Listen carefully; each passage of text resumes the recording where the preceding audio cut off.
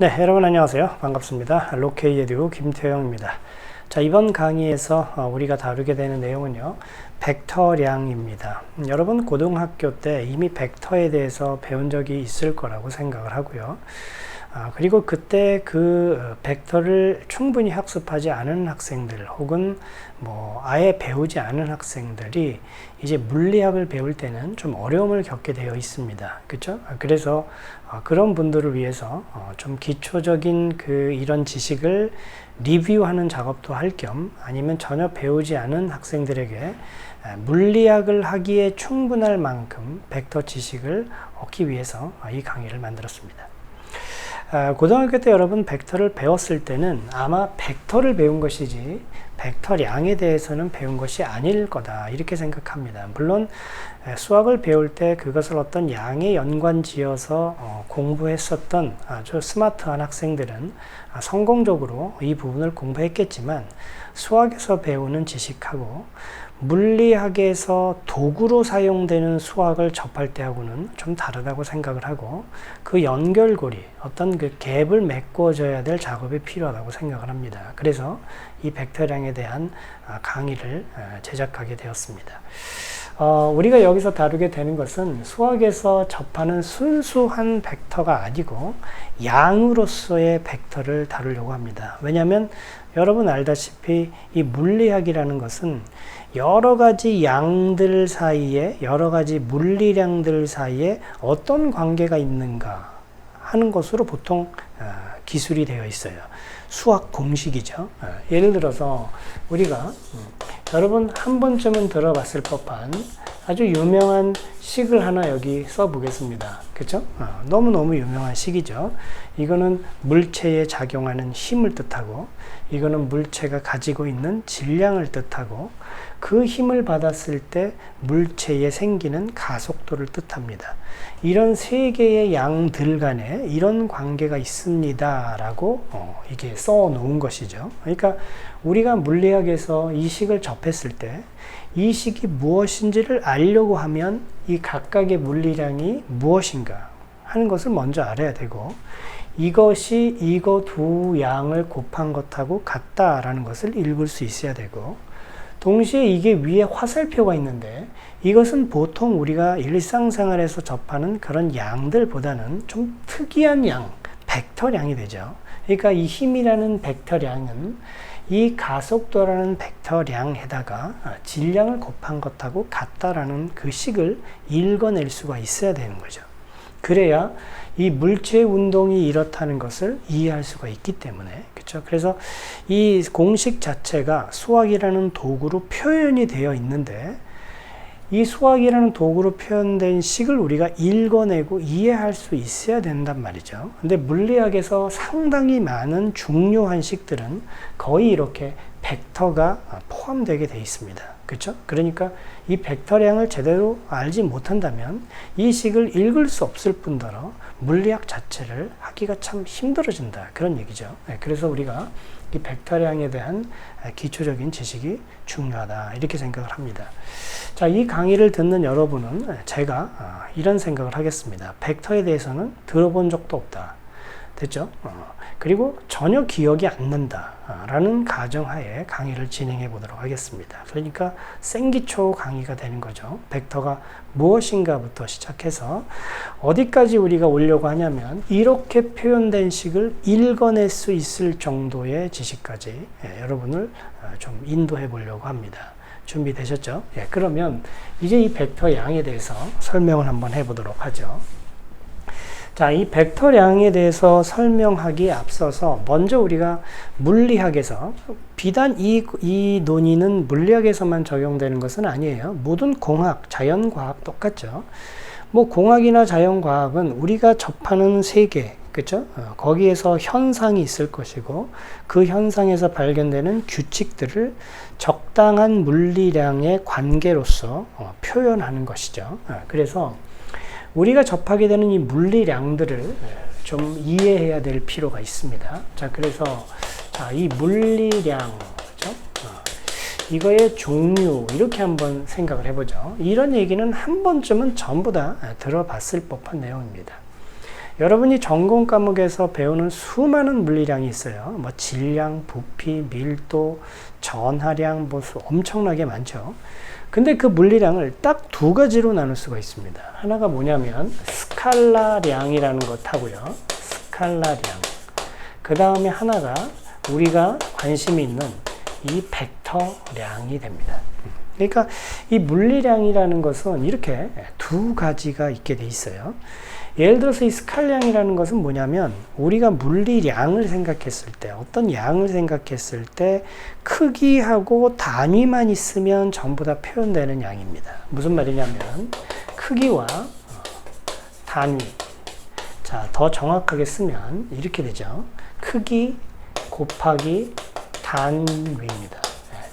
이것으로 표현되는 그런 양, 그런 퀀티티를 우리가 스칼라량 이렇게 부릅니다. 이 스칼라량의 핵심 개념은요, 크기만 있다라는 거예요. 예를 한번 들어보겠습니다. 자, 이 벡터량은 조금 있다 하니까 좀 밑에다가 쳐지고, 자, 예를 들어서 어떤 질량이 2kg입니다 라고 보통 표현을 하죠. 여기 어떤 물체가 이렇게 있어요 라고 했을 때 이 물체가 가진 질량을 m이라고 하겠습니다. 근데 이 m이 2kg입니다 라고 했죠. 그럼 이 2kg을 다시 한번 써보겠습니다. 이렇게 쓸 수 있겠죠.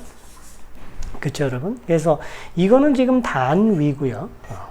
이 단위의 2배라는 것이죠. 그러니까 1kg이 우리가 얼마나 어떤 양인지 알고 있거든요. 근데 그거에 2배만큼의 크기를 가진 그런 질량이다. 이렇게 우리가 물리학에서 다루는 그 양들을 표현하게 되죠. 근데 이랬을 때 여기 이 숫자 2로 그냥 크기를 표현했습니다.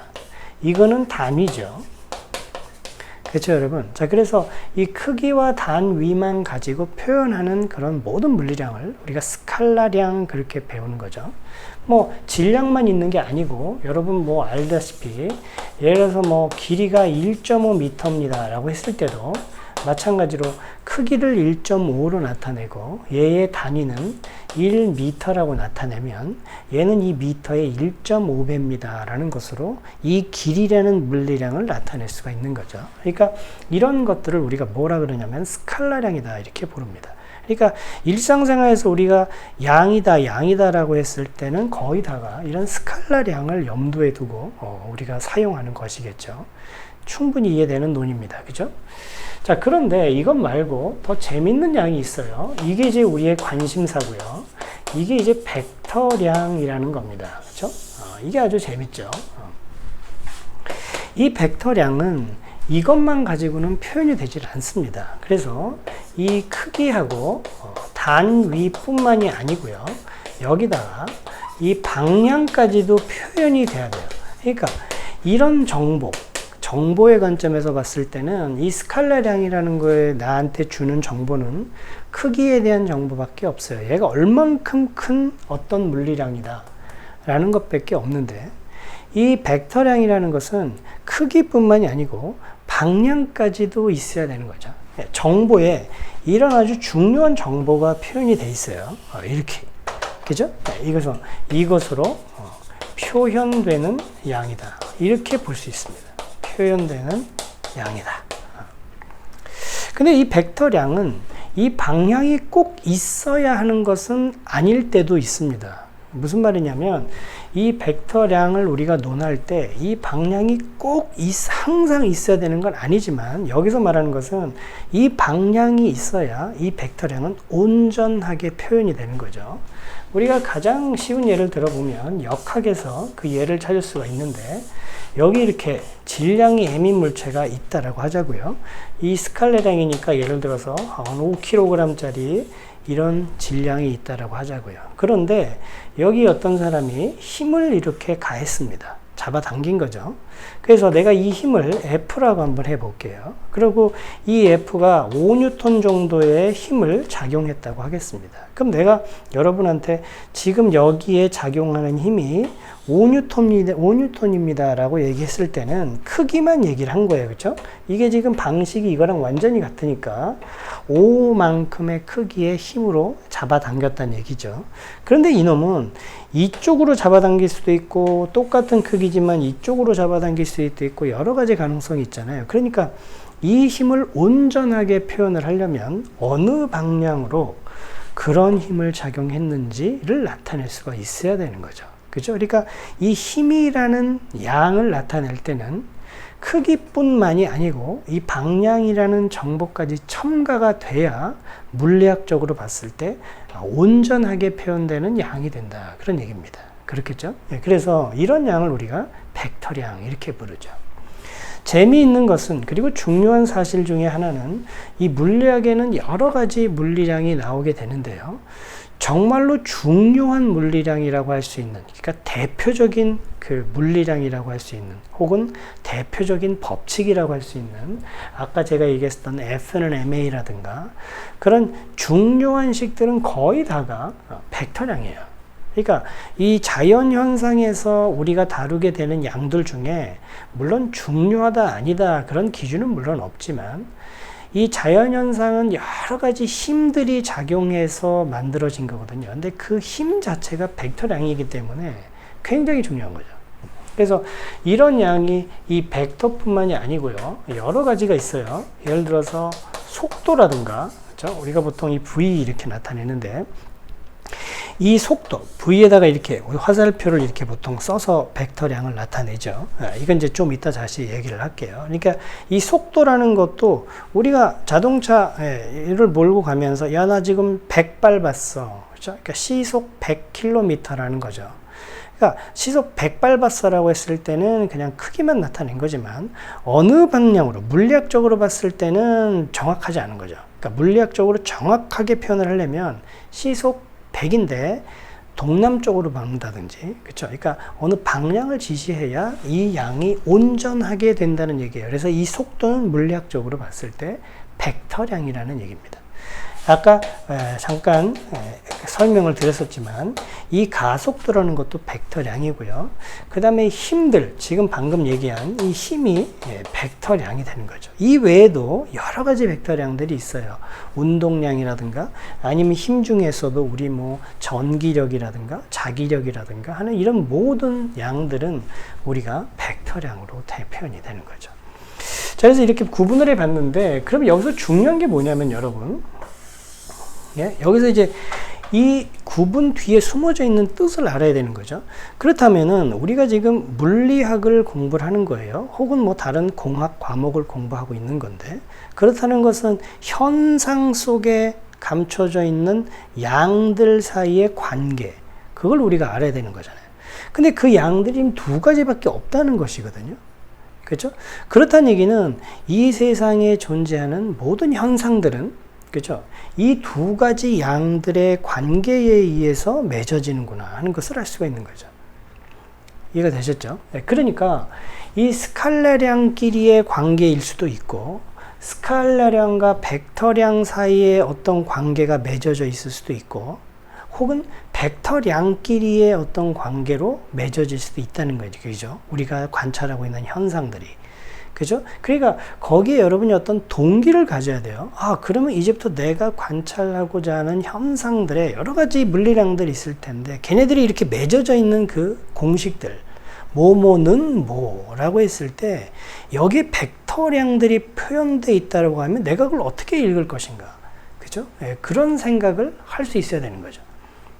이해되셨죠? 그래서 이 물리량의 종류를 지금 간단하게 한번 나눠봤습니다. 자, 그러면 이제 이 벡터량을 어떻게 공부할 것인가 하는 것을 생각을 해보자고요.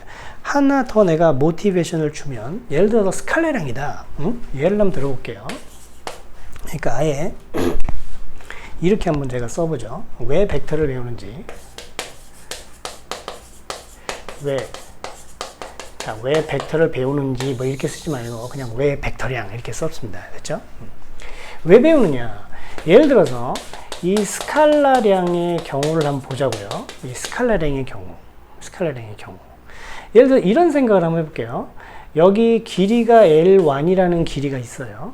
그리고 여기 뭐 L2라는 길이가 있는데 L1하고 EL2라는 양을 더하면 L3가 돼요. 뭐 이런 식을 한번 써보겠습니다. 혹은 이거하고 전혀 다르게 제가 그냥 대표적인 양들을 한번 써보는 게 낫겠네요. 예를 들어서 여기 로우는 V 질량 나누기 부피 이런 식을 한번 써봤습니다. 이게 지금 어떤 공식을 우리가 나타내고 있는 거죠. 그러니까 이거는 밀도를 얘기하고요. 얘는 지금 질량이고요. 얘는 지금 부피입니다. 됐죠?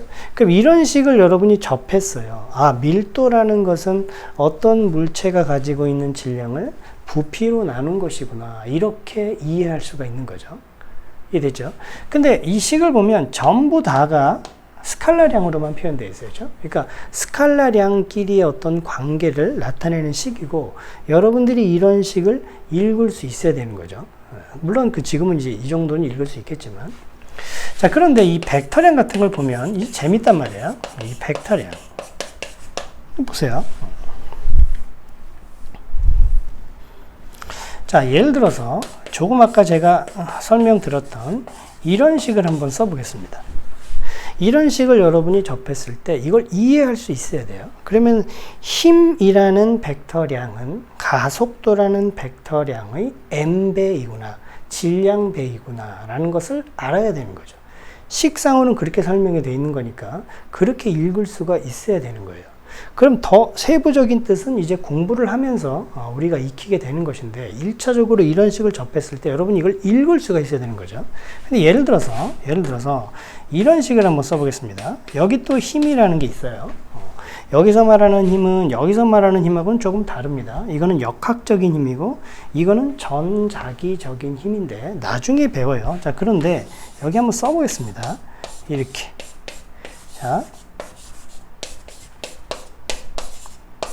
자, 이렇게 했습니다. 그럼 여러분, 물리학에서 이 식을 딱 접했을 때 여러분이 이걸 어떻게 읽어내느냐가 중요한 거죠. 굉장히 중요한 현상을 이 식 하나로 설명하고 있는데 이 식을 못 읽는다면 그건 뭐 더 이상 할 수가 없는 얘기잖아요. 그렇죠? 그러니까 이걸 읽을 수 있어야 되는 거죠. 이 F라는 물리량은 역시 이것도 힘입니다. 이 전자기력이라는 이 힘은 E라는 물리량의 Q를 곱한 것하고 V하고 여기 무슨 곱하기 같은데 V와 B 이 두, 그죠? 이 곱하기를 나중에 배우겠지만 외적이라고 하는데요. 이 V와 B의 외적에다가 Q를 곱한 것을 더한 것과 같다. 감이 잘 안 오죠. 근데 이제 이러기 위해서 우리가 벡터를 배우는 거란 말이죠. 이해돼요? 그런데 여기서 제가 초보적인 질문을 하겠습니다.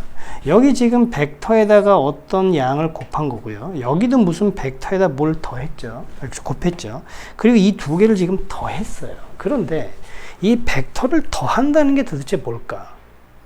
이거는 이 스칼라량하고는 전혀 다른 개념이에요. 예를 들어서 2kg에다가 3kg 더하면 5kg이죠. 이건 자연스럽게 나오죠. 그런데 여기 있는 벡터량처럼 5N에다가 10N을 더하면 과연 15N일까? 그렇지 않다는 얘기입니다. 왜냐하면 5N은 이렇게 가해지고 있는데 10N은 예를 들어서 이렇게 가해지고 있다. 그럼 이 두 개를 더하면 정말로 15N일까요? 그렇지 않죠. 이건 굉장히 중요한 문제예요. 왜냐하면 이 벡터량이라는 것은 스칼라량에서 우리가 익숙해 있던 그런 연산이 완전히 다르다는 얘기예요. 자연스럽지 않죠. 왜냐하면 방량이 있기 때문에 그렇습니다. 무슨 말인지 아시겠죠? 그러니까 이 벡터량으로 표현되는 이 양에서 발견되는 이 플러스, 이 더하기는 우리가 여기 스칼라량에서 우리가 읽은 그 플러스하고는 완전히 다른 개념이에요. 왜? 벡터량끼리 지금 더해져 있다는 얘기니까 스칼라량하고는 전혀 다르다는 얘기입니다. 무슨 말인지 알겠죠? 그래서 이 벡터량을 우리가 기본적으로 알고 있어야 된다. 그렇지 않고서는 이 의미를 알 수가 없다라는 얘기입니다. 됐죠? 자, 그러면 이제 이 벡터량을 아주 기초적인 것부터 차근차근 설명을 해보도록 하겠습니다.